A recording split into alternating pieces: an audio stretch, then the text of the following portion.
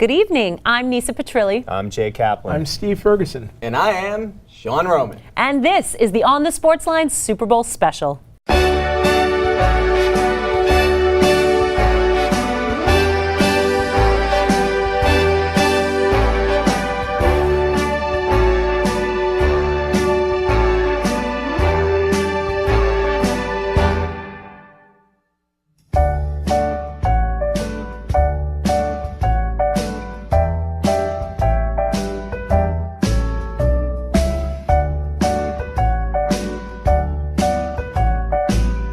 Super Bowl 48 is 10 days away, and for the first time in history, it's in our own backyard. The NFL's #1 offense takes on the NFL's #1 defense as Peyton Manning leads the Denver Broncos into brother Eli's house in search of his second Super Bowl win. Richard Sherman and the Seattle Seahawks stand in the way. We've got breakdowns for both teams on both sides of the ball, predictions, and much more.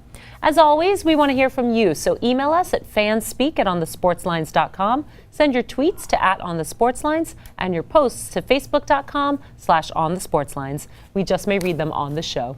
Well, the Broncos and Seahawks have plenty of playmakers on both sides of the ball. We'll start with the ones to watch when each team is on offense. Let's start with the Broncos. Jay, which player are you going to be watching on their offense? Well, here's a no-brainer. Come on, it's Peyton Manning, of course. Make no mistake about it. Is there any other player under a bigger microscope in this game than Peyton Manning? No. According to the experts, Tom Brady. he's not even watching it. He's already said that.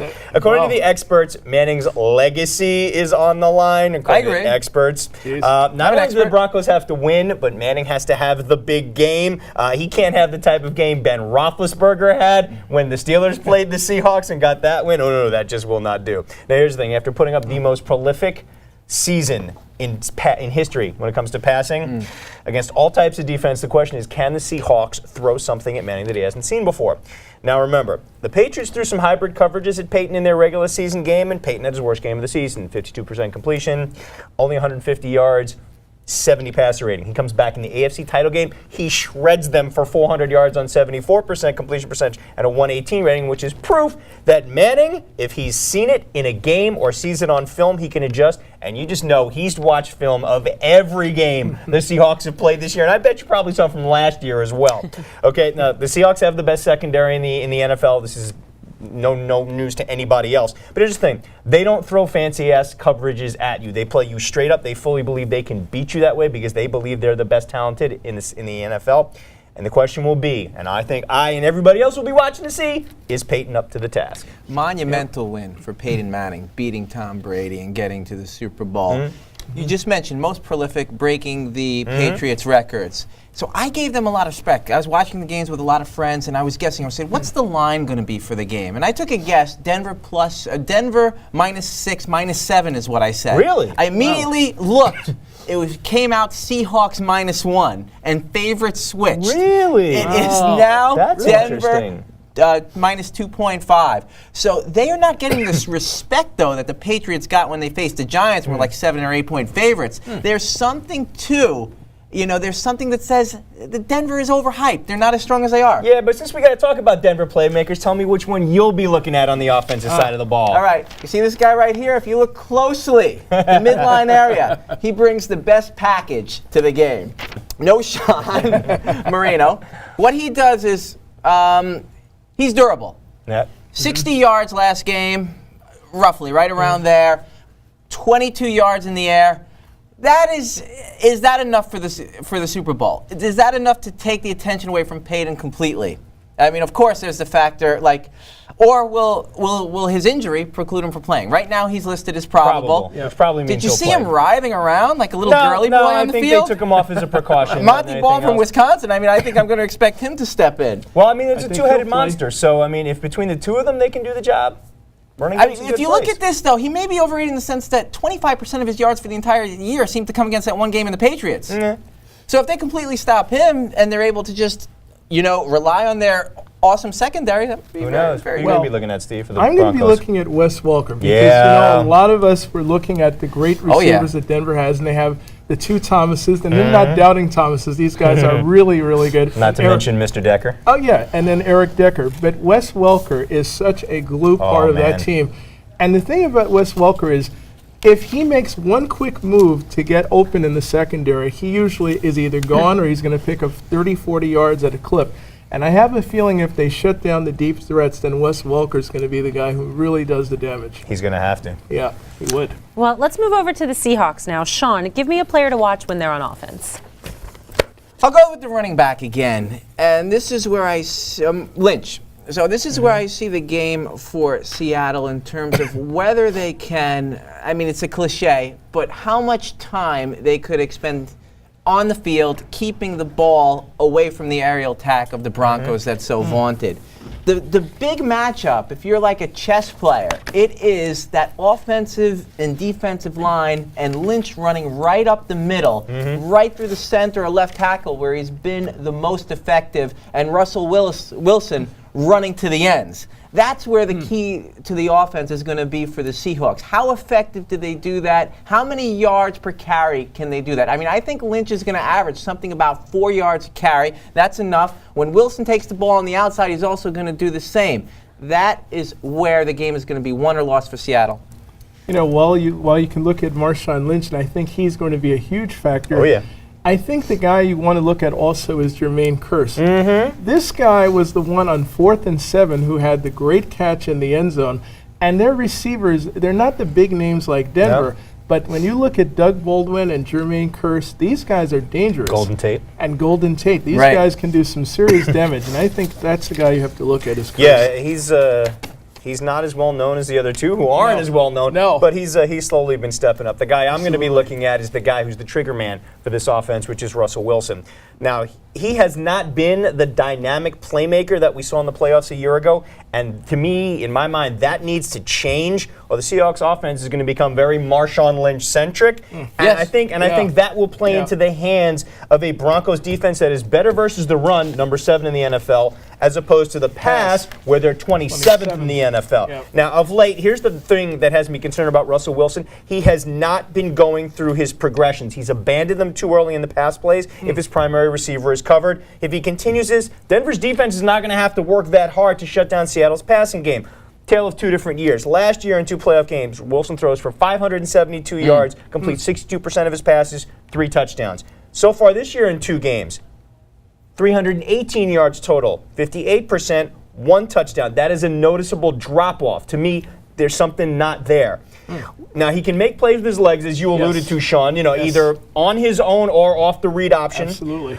But here's the thing. If he's unable to stay in the pocket and make plays as a passer, which is something that we also saw that Colin Kaepernick had a problem with last week, I think the Seahawks are in trouble. If he is forced into abandoning his progressions and trying to extend plays like he did last week with that 51-yard pass, that was more luck than design, and I don't think he's going to have as much luck against Denver. We shall see. That's a pretty good analysis. That is. It's what I do, man. That's what he does. Well, guys, it's time to move to the other side of the ball and look at the players to watch when each team is on defense. Let's start with the Broncos. Steve, give me a key player on their defense that you're going to watch. Well, I'm going to go with Sean Phillips. Yeah. Sean Phillips is a terrific defensive player and former San Diego Charger. He was one of the few people that got to Tom Brady. Of the 4 sacks, I believe he got one of them, and he's the type of guy that you have to watch because when you look at Seattle, they come from all angles. When you look at Denver, there are a couple of people to watch for, and he's one of them. Yeah, I mean, and they're going to need him to step up, especially with the loss of Von Miller. Sean, who are you looking at on the defense for Denver? The big matchup is going to be how Denver's is able to contain that running game of Seattle. So Terrence Knighton on the inside is going to be focusing in on Lynch the entire game, and had a very effective game against Tom Brady last week with a sack and a couple of tackles for loss. So I'm going to be focusing on him. Yeah, he's the 3 technique. He's got to be able to occupy 2 blockers and clog up the middle and allow Seattle's linebackers to make tackles on Lynch at the line of scrimmage or in the backfield. If they can't, they're in trouble. I agree with you. That's going to be huge.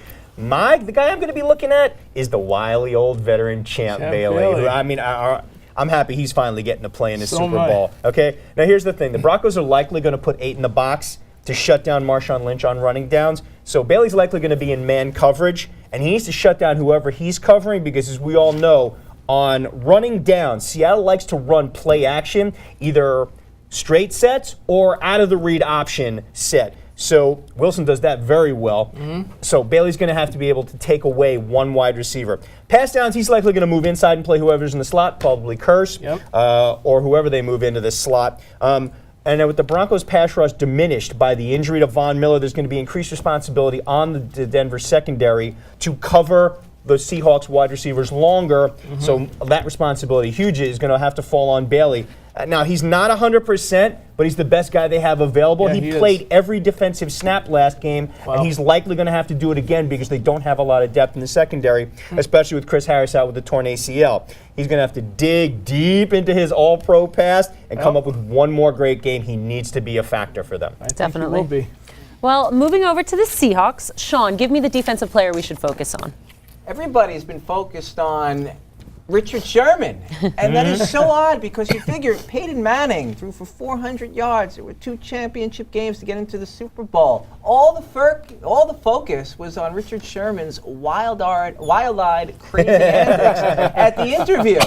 And for one, I love it because cornerbacks are the most underappreciated position on the field. Whenever you hear about them, they're getting beat. I mean, to the victor, to the person getting the touchdown, go the spoils. If you're covering a guy all game, the wide receiver is going to get the ball eventually, and the cornerback's going to look silly. So it's nice to see a defensive back get the attention. And I like how Stanford's coach came out and said, listen, that is not Richard Sherman. If you actually meet with him, he's a wonderful young man. He's very giving. He has a loving heart. He goes, they just caught him in a moment of exultation right after the game. I mean, he had some adrenaline going right at the end of that game. The NFL, they really try an effort for players like that, like with the adrenaline. They try to get them interviewed 15 minutes after the game. It was like 5 minutes. I mean, it was very short. It was very shortly after that. What they have to do from now on, guys like that, go run in, play with the guys in the fans, let us do the interviews. The guys are always doing the Tom Brady's of the world. True. So I'll be focusing on him. Well, and he doesn't get interviewed that often. You have to think about it. Like Tom Brady, Peyton Manning know how to pull it together really quickly because they've done a million interviews, but it's not like he gets. I love the way he says Crabtree.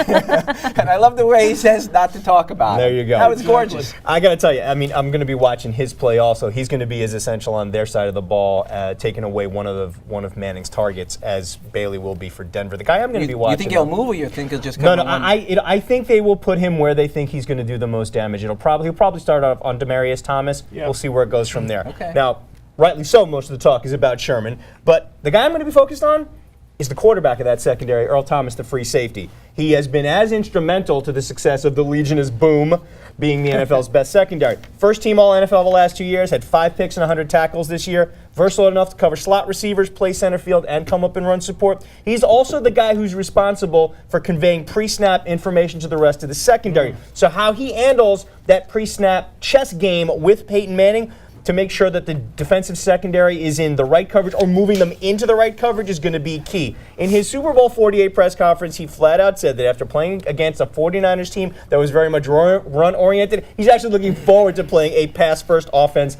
like the Denver Broncos. All I got to say, Earl, is be careful what you wish for. We'll see you on Super Bowl Sunday. And for me, it will be Cam Chancellor. Yeah, the other one. Now, this guy is all backfield. Look at that. It's the whole backfield. I mean, expecting an aerial attack from Denver. A little bit. Well, yeah, definitely. I mean, I think they may throw 70% of the time is very possible with Denver.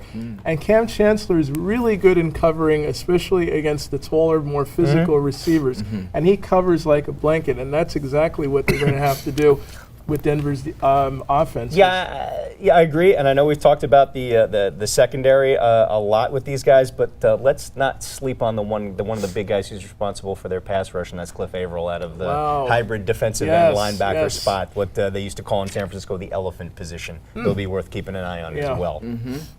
Yeah, pressure on Peyton is pretty much the only thing they can do. They're going to have to. They have to. Yeah. He had practically no pressure against Peyton. Do you think ultimately, I know we're doing predictions in a little while, but can there be a blowout? If the weather is not a factor, yeah, there can be. Okay. There can be. We'll see.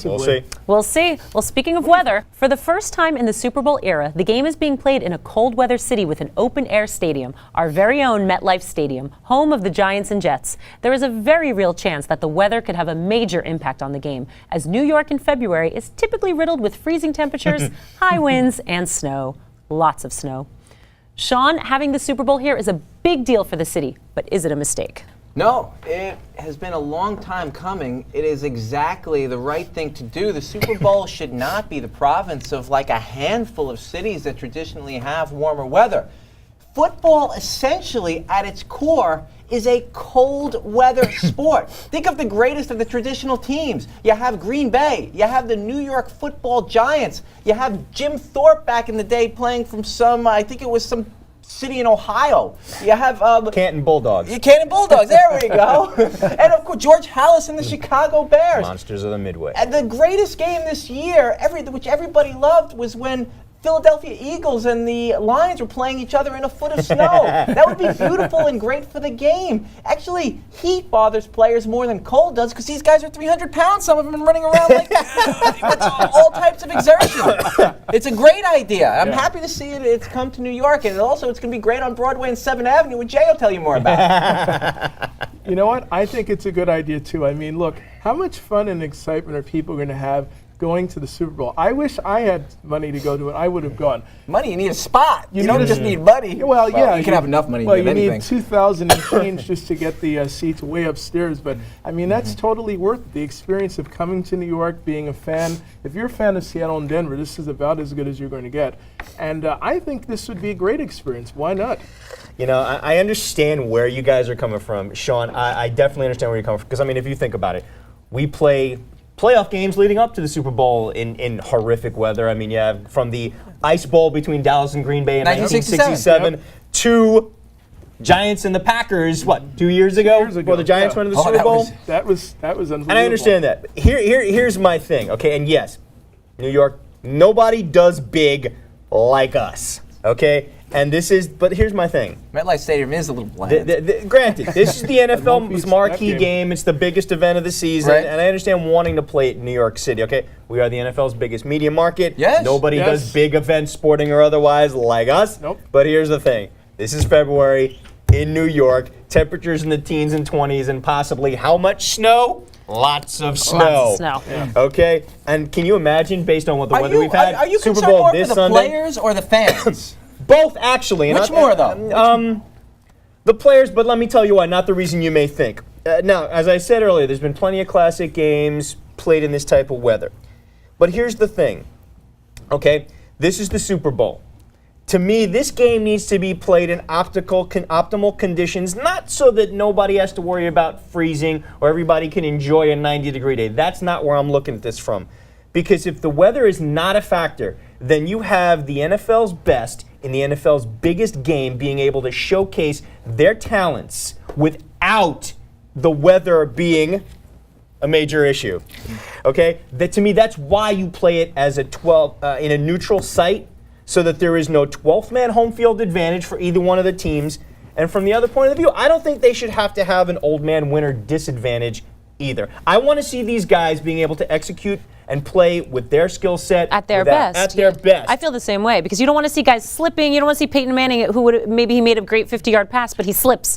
You know what I mean? You want to see them playing at their best. Well, my point is, Peyton Manning, the only Super Bowl he won and probably the only Super Bowl he'll ever win was played in the most atrocious weather you could imagine. It just rained the entire time in Miami. Rain is rain, and I understand rain makes it slippery. That's true, but you can still pretty worse much. than snow. I don't know about that because snow comes with freezing temperatures. It may not actually snow during the game, but if you're playing in what amounts to -6-degree weather, you're not going to be able to see the Denver Broncos aerial attack. And if you're coming into this game, would help Seattle, wouldn't it? Exactly, Yes, and that's it what would. I'm saying. Unfair advantage. Unfair advantage Yeah. because the Denver attack is a high-flying, fast break, bang, bang, get the ball down the field, aerial attack, which obviously is not going to play well in 6-degree weather. Whereas the Seahawks, if it's like that, right in their hands, they'll pound Marshawn Lynch at you all night long, and the Legion of Boom can sit back there and twiddle their thumbs because Manning's not going to be throwing. To me, it'll be a one-dimensional game. It will be boring. It will not be fun to watch.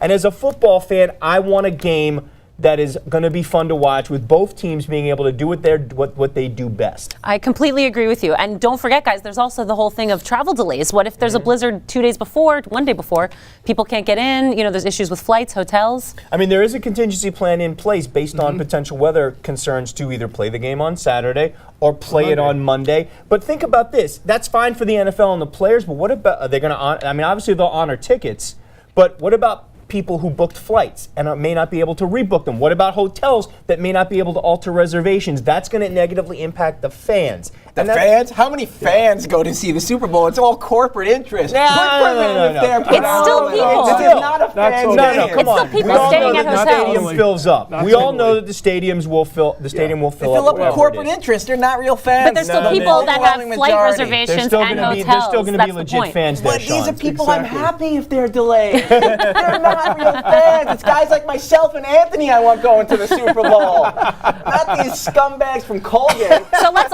do you think we could all get in and get their seats if these people can't make their flights? I'm in. I say I'm when in we steal on their that. boxes, I'll drive. Let's do it. Let's do it.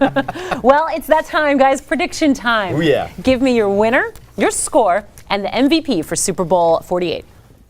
Well, I'm going to lead off. Why? Because I have bragging rights this year, because I, back in September, picked both the Denver Broncos and the Seattle Seahawks Yes, you did. to go to the Super Bowl. I picked Denver, I'm going to say. I got half of it right. This will also be the second time that That's I great. have picked the Seattle Seahawks to go to the Super Bowl. And the obvious question is, do you place a bet in the No, beginning of the year? Nisa and I I were pissed know. off that we didn't do it last time, and I'm 2005. kicking I'll myself figure for out not for you how doing much it you would've again. won Yeah, by I know. now. I want you to make me feel bad about that. All right, so here it is. For me, I am going with the Denver Broncos to win this game.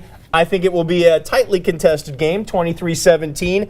I think Peyton Manning, as long as there is no major weather, will be the game MVP, and I think he's going to yell out, Omaha! 27 times. All right. Very good. Well, barring That's nice. any miserable weather, I'm also going with Denver. But in a closer game, I'm going to say Denver 24, Seattle 21. All right. And my star of the game is going to be the kick returner, Trenton Holiday.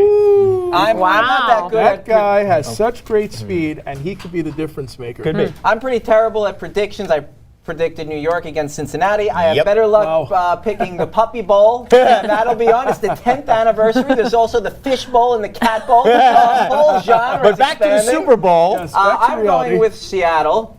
I think Denver is horribly overrated. You're all believing the hype. Seattle will win the game 36-22. Game the MVP. MVP will be Marshawn Lynch. Well, I don't know if you guys recall, but I have my own bragging rights because last year I correctly predicted the trifecta That's of right. winner, score, and game MVP in the did. Super Bowl for the Ravens. I got it all, so I feel a little pressure to do it again. But I'm going to go with Denver, even though I feel like Seattle could do it, but I think Denver's going to do it in a close game, 27-24, and Peyton Manning is MVP. And that music means it's time for the 3-minute warning. Sean, lead off. Expanded video replay in baseball. The worst decision in the last century. To baseball, there is a flow to the game that has developed. Call it what you will. Cosmic balance, a symmetry, a complex system of etiquette and expectations. Part of this we wait for, we expect when we're watching this relatively slow game as it is, a close play. The players, like the greatest actors, trying to sell it each way.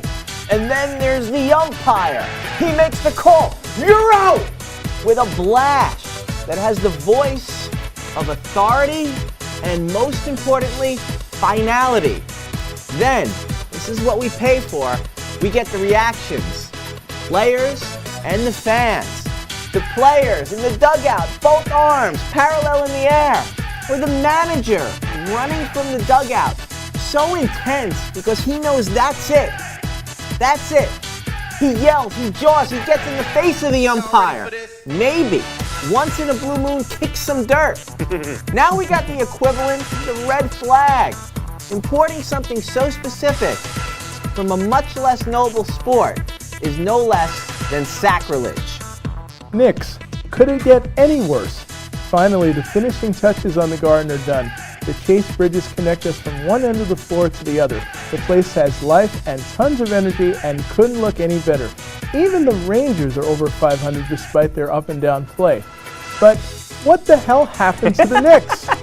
Last year, this 54-win team was the top dog in their division. They were sensational at home and led the league in threes. They crafted smart games and added just enough defense to win. But this year, they're 7-14 at home. Sure, they'll get up for the Heat or the Lakers and win, but then they'll get destroyed by the Nets. Injuries, apathy, no focus, and zero discipline, and you've got a 15-26 record and a recipe for disaster. Remember, Carmelo can walk away in 2014, and with no first-round pick, this could be the beginning of a brutal end. By now, everyone has seen the rant by Seahawks cornerback Richard Sherman during his post-game interview with Fox's Aaron Andrews. Sherman ripped 49ers wide receiver Michael Crabtree a new one for all the trash that Crabtree had been talking, both in the week leading up to the game and apparently all during the game. Andrews handled it professionally, but you could tell she was just a little uncomfortable. Apparently so is a large portion of society. From players former and current, to the press, to fans, they all took to social media and took Sherman to task for what they deemed was conduct unbecoming and disrespectful to the game. Now my response was similar to the one voiced by my Twitterverse pal Alex Miglio in his Bleacher Report column. Have you been under a rock with regards to Richard Sherman? Now, I'm no fan of Sherman's rantings. I do wish he'd rein it in a bit, but he's been playing and talking with a chip on his shoulder since he came to the league. He uses any slight, real or perceived, as fuel, so why would anyone expect him to act any differently in the moments after he was involved in the play that saved Seattle's win? This was just another case of Sherman being Sherman, albeit on a larger stage. Now, you can be one of his many fans, or you can be one of his many haters. But what you can't be is truly surprised by what you saw and heard last week. Well, since this is the Super Bowl show, I thought I'd take a moment to discuss a team that is, shall we say, not so super. As in, they've never been to one. In fact, they haven't even been close to one in decades. Sincerest apologies to my husband, but I'm talking about the Cleveland Browns. As they search for their 8th coach since rejoining the league in 1999, I place the blame squarely on the front office and the ownership. The team hasn't had a winning coach since Marty Schottenheimer left in 1988. They've had an average tenure of 2 years per coach and a revolving door at the rest of the coaching staff.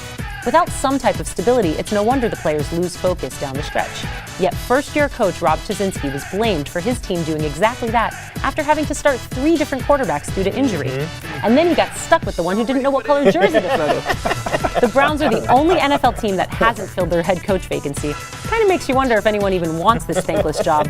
So choose wisely, Haslam and Lombardi. Long-suffering Browns fans like my husband need some optimism. The fans and players deserve better. Indeed. For Jay Kaplan, Steve Ferguson, and Sean Roman, I'm Nisa Petrilli. Thanks for spending part of your evening with us. We'll see you on February 6th for the On the Sportslines Winter Olympics special. I love that. I know you do, Sean. Of course. I know you do. Remember, if you want to see this show again or catch up on any of the ones you might have missed, check us out at youtube.com/onthesportslines and check out our blog at onthesportslines.blogspot.com. Good night, everyone. Night, everybody. Enjoy the Super Bowl.